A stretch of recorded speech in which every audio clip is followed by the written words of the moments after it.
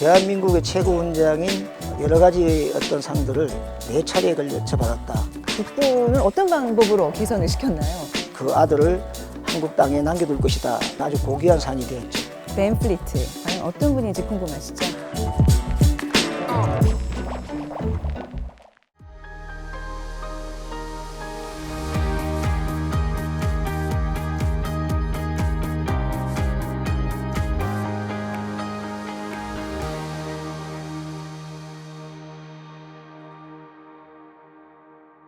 안녕하세요. 저는 오늘 진행을 맡은 KBS 아나운서 최현정입니다.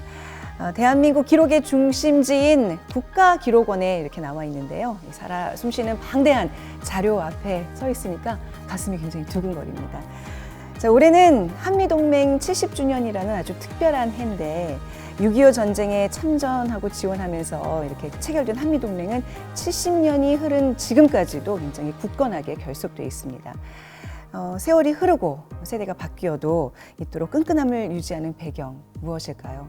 바로 한미 관계의 발전에 꾸준히 기여하는 분들이 계시기 때문일 텐데요. 자, 이러한 뜻을 기리기 위해서 이 상을 제정하고 수여하고 있는데 여러분 기억하세요? 2020년에 BTS가 이 상을 수상하면서 세간의 화제가 됐습니다. 바로 벤 플리트 상입니다. 자, 이 상의 이름인 벤 플리트, 과연 어떤 분인지 궁금하시죠? 그래서 오늘 이 국가기록원에 보존되어 있는 관련 기록들을 함께 보면서 얘기 나눠보겠습니다. 오늘 함께 해주실 분 먼저 소개해드리죠. 향군안보전략연구원의 연구위원이신 김성진 박사님 모셨습니다. 안녕하세요. 네, 안녕하세요. 반갑습니다. 네. 김성진입니다. 박사님은 어떤 연구를 주로 하시는 분이세요? 위기관리, 또 대테러, 또 어떤 통합방위에 관련된 문제들을 연구하고 또 많이 배우고 있습니다. 네, 벤 플리트 전문가라고 그래도 알고 있으면 될까요? 감사하죠. 네. 아니, 벤 플리트 상이 도대체 어떤 상이에요?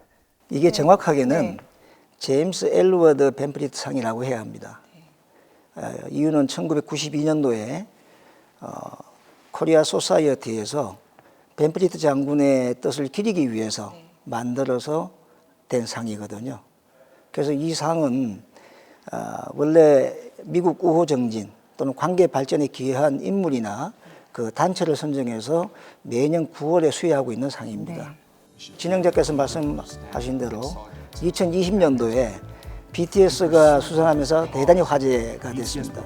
그런데 그 이외에도 수상하신 분들 중에 역대 미국 대통령 중에 땅콩으로 잘 알려진 지미 카터 아시죠? 네. 예. 그리고 또 이제 조지 부시 대통령 부자. 부자가 다 받았어요. 예. 같이 네. 다 받았고, 네. 우리 저 국내 유명한 반기문 전 유엔 사무총장. 네. 지금 돌아가셨지만 이건희 삼성 회장. 오. 등등 이런 분들 내노라 하는 인물들이 많이 수상하셨습니다. 그렇네요. 9월이면 올해에도 누군가 받으셨다는 얘기인데 주인공이 누구였죠? 올해가 특별하게 또 한미동맹 70주년 되는 해입니다. 그렇죠. 네. 그래서 좀 특별하게 그 구자일 한국무역협회장과 또 브라이언 캠프라고 하는 그 미국 조지아대 주지사를 같이 공동으로 수상하게 기회를 부여했습니다. 네. 수상자 면면이 굉장히 화려하네요. BTS만 알았지 이렇게 정말 유명한 분들이 수상자였다는 그렇죠. 걸 처음 알았는데 네. 그 이 상에 이제 이름이 되신 벤 플리트 장군이 과연 어떤 분인지 오늘 좀 차근차근 알아볼까요? 소개 좀 해주시죠. 좋죠. 네. 그 벤 플리트 장군은 1951년 4월부터 1953년 1월까지 미 8군 사령관으로 재직한 인물입니다. 네. 특히 이분에게 주목할 것은 대한민국의 최고 훈장인 여러 가지 어떤 상들을 4차례에 걸쳐 받았다 하는 것이 대단한 케이스이죠. 사관왕이신가요? 예, 사관왕이에요. 어떤 훈장들을 받으셨나요? 가장 먼저 1951년에 최고 무공훈장의 태극 무공훈장을 받았습니다.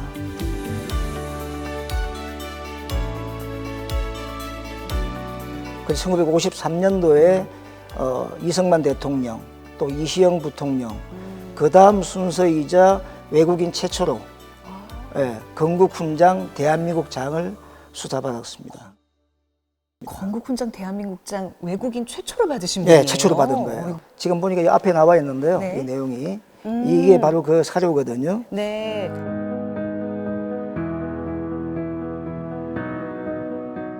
장군은 진지하고 고귀한 한국의 유일한 은인으로서 우리 한국민을 위하여 행한 그 위대한 업적은 우리 주위에 여전히 나타나고 있으며 더욱 한국군 정강 육성에 노력하여 자유를 위한 대공전투 수행에 그 사명을 달성하도록 하였으니 그의 위대한 지도적 정신은 한국민으로 하여금 국군에 대한 신뢰감과 협조심을 배각케 하였고 숭고한 인도주의 이념을 구현하였으며 세계 평화를 위협한 공산 침략에 대항할 결의를 확고부동케 하였으니 전 한국민은 무한한 감사와 영원한 사모를 드리는 바입니다. 그러니까 이제 수상 배경에 대해서 제법 길게 이렇게 기록이 돼 있네요. 네, 그렇죠. 그 외에 또 나머지 두 개는 어떤 상이었나요? 바로 이어서 1959년도에 무궁화장을 받으셨고요. 또 72년도에 수교문화 광화장을 받았습니다. 한미 관계의 상징이 될 만한 그런 위인이신 것 같은데 이 벤플리트 장군과 이 한국의 인연은 도대체 어떻게 시작이 됐을까요? 우리 대한민국과의 인연은 이분이 미 8군 사령관을 부임하는 때부터이니까 네. 6.25 전쟁부터 시작된다고 볼 수 있습니다. 네. 그래서 1951년 4월에 매튜 리츠웨이 미 8군 사령관의 후임으로 취임했습니다. 이때부터 그는 물량전을 이용한 중공전의 총 공세를 그들이 쏘아보던 포탄량의 5배 이상을 쏟아붓게 되죠. 네. 그걸 우리는 일명 벤플리트 포격이라고 합니다. 네. 그래서 이 포격을 통해서 중공군과의 공세 전장을 주도하게 되는 겁니다. 그러니까 인해 전술을 그 포격으로 막아낸 그렇죠. 그런 그래서 중공군과의 전투에서 우세를 점하게 되면서 그 당시에 주춤만 그리고 있던 산발도선을 북쪽으로 전선을 올리게 되죠. 우리 어떻게 보면 지형을 좀 넓혀주신 우리의 땅을 더 넓혀주신 분이라고도 봐야 되겠네요. 그렇죠. 그래서 이때도 벤플리트 장군은 저걸 물리치고자 다른 많은 수많은 작전들을 수립하게 됩니다. 네. 그런데 문제는 51년 7월 이후부터 휴전협정을 진행하게 되죠. 이때부터 그는 지금까지 해왔던 것처럼 저걸 힘으로 밀어붙이는 대신에 국군 내부에 좀 어떤 전투력을 키워야 되겠다라고 생각하고 힘썼던 것이죠. 그 단시간 내에 이렇게 전력을 보강한다는 거는 쉽지 않을 텐데 이 국군은 어떤 방법으로 개선을 시켰나요? 가장 먼저 전쟁이 한창이던 1951년 10월에 경남 진해에다 그 육군사관학교 건물을 신축하고 거기에 여러 가지 어떤 장비들을 설치했습니다. 그리고 난 다음에 미군들을 교관으로 편성해서 한국군들의 훈련을 아주 전담시켜줬죠. 그리고 두 번째는 전쟁이 한창 중인데도 불구하고 한국군 장교들을 미국에 유학할 수 있도록 조치하였습니다. 마지막으로 전쟁 초기인 51년도에는 저희가 10개 사단에 불과했습니다. 하지만 전쟁 말기인 53년도 말이 되면 20개 사단을 정편하는데 성공하죠. 즉 저희가 정편에 착수한 지 1년 만에 거둔 쾌거였습니다. 그래서 1954년도에 미 의회에서 이승만 대통령이 연선하는 가운데서도 더글라스 메가더 장군, 매튜 리츠웨이 장군 이런 분들에 대한 감사 인사를 하는 가운데도 이 벤플리트 장군에 대해서 추가로 시간을 할애해서 말씀을 드리게 됩니다. 그 당시에 했던 연설 중에 내용 중에 국군의 아버지라는 호칭이 나오게 되죠.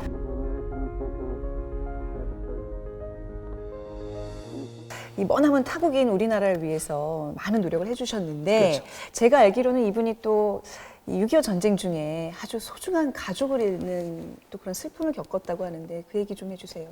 네. 그의 외아들인 네. 제임스 벤플리트 주니어 중에 관한 이야기입니다. 1952년도 3월 14일에 B-26 폭격기 조종사로 우리 한반도에 첫 발을 내딛었습니다. 그 이후에 닷새 후가 3월 19일인데요. 이때가 아버지 벤플리트 장군의 60세가 되는 해의 생일이었습니다. 아버지와 같이 어깨 동무를 하고 또 생일 케이크를 자르는 등의 아주 즐거운 시간을 보냈죠. 아버지 환갑잔치를 위해서 이제 한국에 직접 왔어요. 그렇죠. 참전도 할 겸해서. 그래서 같이 네. 와서 동료들과 같이 와가지고 같이 예. 이렇게 축하를 해줬는데 이게 그 당시 행복시가 한 시간은 잠깐이었고 그 후에 얼마 되지 않은 시간에 비극이 발생됐던 것이죠. 그 1952년 바로 한 달 뒤인 네. 4월 4일 새벽 3시 15분에 B-26 폭격기를 타고 순천 전방 지역으로 올라가게 됩니다. 그런데 그 당시 기상이 불량했기 때문에 어떻게 타격을 할 수가 없었어요. 벤프리트 중위는 김포 본부에 있는 레이더 기지에 교신을 하게 됩니다. 그래서 현재 기상이 불량하기 때문에 주 표적을 타격할 수가 없으니 예비 표적을 좀 선정해 주십시오 라고 한 것이 마지막 교신이었고 그 위에 비행을 하다가 네. 적의 대공포에 맞아서 격추되고 말죠. 기상이 이게- 안 좋으면 다시 돌아오면 되지. 왜 또 목표를 바꿔서 왜 다른 곳으로 가서? 그게 군인 정신입니다. 그래서 네네. 그렇게 하고 난 다음에 했던 것이 가장 마지막 교신이었고요. 이때 미 8군에서는 수색 작전을 준비하게 됩니다. 그 좀 수색 끝에 유해라도 좀 수습이 됐으면 좋겠는데 어떻게 됐어요, 박사님? 안타깝게도 그 당시에 벤프리트 장군 본인이 그 수색 작전을 중단을 시켜버립니다. 아버지가 예, 아들의 수색 그렇죠. 작전을 왜요? 당시에 그는 내 아들의 죽음을 또는 시신을 찾기 위해서 다른 장병들의 목숨을 위태롭게 할 수 없다라고 말씀하시면서 수색을 중단시켰습니다. 그리고 거의 계획된 일정을 소화하죠. 이는 아들을 잃은 아버지로서의 모습보다 군인으로서의 책무에 전념하기 위한 모습으로 보는 것이 더 적확한 표현이지 않을까라고 생각을 합니다. 훗날 벤프리트 장군은 인터뷰를 통해서도 자신의 아들이 한국 전선에서 전사했고 그 아들을 한국 땅에 남겨둘 것이다 라고 했다고 합니다.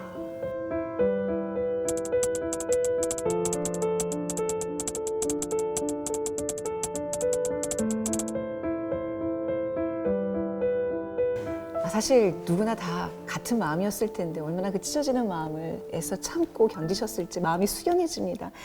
이분의 그 전역 이후의 삶은 어땠나요? 벤프리트 장군은 1953년 1월에 그 후임자인 맥스웰 테일러 장군에게 지휘권을 인계합니다. 네. 그리고 바로 본토로 귀국해서 3월에 육군 대장 계급장을 달고 전역을 하게 됩니다. 물론 전역한 이후에도 우리 대한민국과의 관계를 끈끈하게 잘 이어졌습니다. 그 당시 이승만 대통령이 아이젠하워 대통령에게 벤프리트 장군을 다시 한번 파견해달라고까지 서한을 요청할 정도였기 때문에 우리 대한민국 정부와 이승만 대통령의 신뢰가 어느 정도였는지 가늠할 수 있지 않을까라고 생각을 합니다. 네. 1954년 5월 6일 벤프리트 장군은 아이젠하워 대통령의 특사로 한국을 찾았습니다. 약 1년여 만에 다시 한국을 방문한 그는 주택 및 정유사업, 목장을 개발하는 등 다양한 분야에서 물심양면으로 대한민국을 적극 지원하였습니다.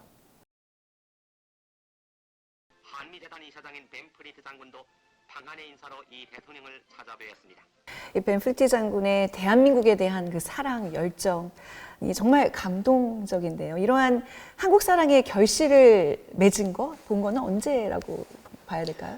1957년도에 코리아 소사이어티를 설립한 순간이 아닐까. 코리아 소사이티. 예, 라고 합니다.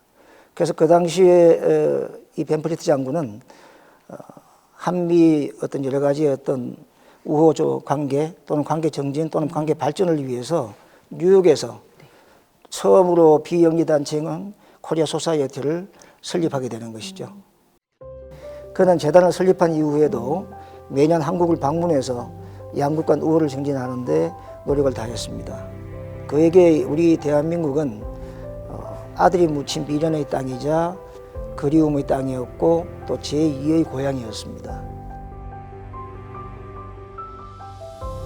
1992년 9월 23일 벤프리트가 사회생활을 떠났을 때 그의 나이가 100세였습니다. 그가 설립한 코리아 소사이어티는 1992년도에 벤프리트 장군의 대한민국에 대한 사랑을 기리기 위해서 제임스 엘워드 벤프리트 상을 제정하였습니다. 이후에 이 상은 장군의 뜻을 이어받아서 한미 관계의 발전에 기여한 인물들에게 수여하는 아주 고귀한 상이 되었죠. 오늘 이렇게 짧은 시간 동안 이렇게 벤프리트 장군의 위대한 업적 또 감동적인 개인 스토리를 말씀해 주셔서 대단히 감사합니다. 즐겁게 잘 들었습니다. 김선진 박사님. 고맙습니다. 감사합니다. 저도 네. 많이 배웠습니다. 자, 한국을 향한 벤 플리트의 사랑은 그가 세상을 떠난 후에도 코리아 소사이티를 통해서 또 벤 플리트 상을 통해서 계속 이어지고 있다는 사실, 그것만으로도 굉장히 숙연해지는 오늘입니다. 2023년 현재의 대한민국은 강대국의 원조를 받던 국가에서 이제 다른 나라를 지원하는 어엿한 선진국이 되었는데요. 자, 대한민국의 이런 눈부신 발전에는 벤 플리트 장군과 같은 분들의 또 많은 헌신이 있었기 때문이 아닐까 싶습니다. 그래서 이 자리를 빌어서 지금도 대한민국을 사랑하고 또 헌신하고 계시는 모든 분들께 진심으로 감사의 말씀을 드리고요. 아울러 우리의 기록들을 잘 이렇게 보존을 해서 이런 분들의 의지와 노력을 널리 알리는데 더 열심히 최선을 다하겠다는 다짐을 이 자리에서 해봅니다.